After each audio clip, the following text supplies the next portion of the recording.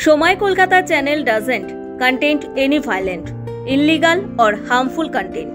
The content provided by this channel meant for incident-oriented education only. নদী থেকে অজ্ঞাত পরিচয় নাবালিকা মৃতদেহ উদ্ধার। ঘটনাটি ঘটেছে শুল্কাপাড়া গ্রাম পঞ্চায়েতের অন্তর্গত দাঙ্গাপাড়া সুকানি নদী এলাকায়। স্থানীয় সূত্রে জানা গিয়েছে, সুকানি নদীর ধারে এক অজ্ঞাত পরিচয় নাবালিকা মৃতদেহ দেখতে পায় স্থানীয় বাসিন্দারা। তারপর তারা খবর দেয় নাগরাকাটা থানায়। পুলিশ এসে তদন্ত শুরু করেছে। তবে এখনো পর্যন্ত জানা যায়নি এই মৃতদেহ কার এবং কোথা থেকে ভেসে এসেছে।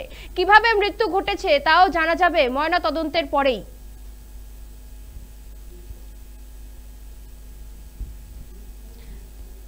যেমনটা বলছিলাম, সোমবার সকালে নদী থেকে অজ্ঞাত পরিচয় নাবালিকা মৃতদেহ উদ্ধার ঘিরে চাঞ্চল্য।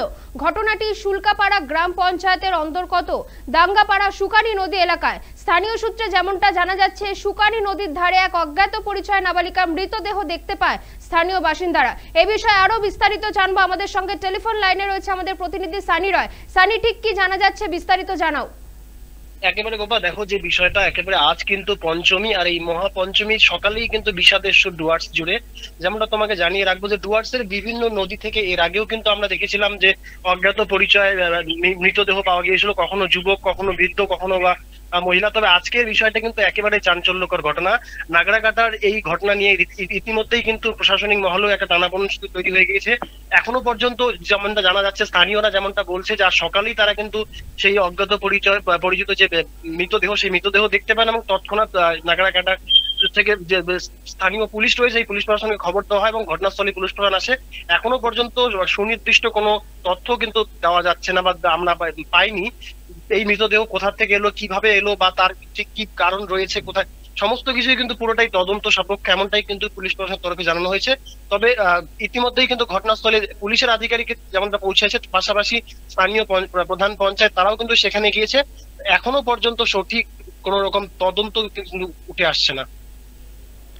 একদমই ধন্যবাদ। তুমি পরিস্থিতির দিকে নজর রাখো সানি। যেমনটা আমাদের প্রতিনিধি বলছিল, সোমবার সকালই নদী থেকে অজ্ঞাত পরিচয় নাবালিকা মৃতদেহ ঘিরে যে চাঞ্চল্য ছড়িয়েছে, এখন অবধি জানা যাচ্ছে না মৃতদেহ কোথা থেকে এসছে এবং কার।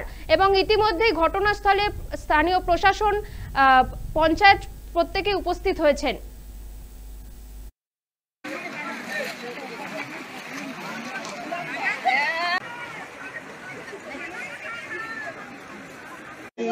খবর পাই কি আমাদের সুকানি যে রাঙ্গাপাড়ার সাইডে যে নদীটা আছে সেটাতে একটা লাশ পড়ে আছে, মানে এই দেখার জন্য লোক ভিড় হয়েছে। মানে পুরুষ না মহিলার দেহ? এটা হচ্ছে মহিলা, মানে এটা হচ্ছে অনুমান হচ্ছে 15-16 থেকে 17 বছর বয়স হবে, বোঝা যাচ্ছে। এরকম মুখটা চেনা যাচ্ছে না কথাকার, কিন্তু মনে হচ্ছে এই আশেপাশের কিছু হবে।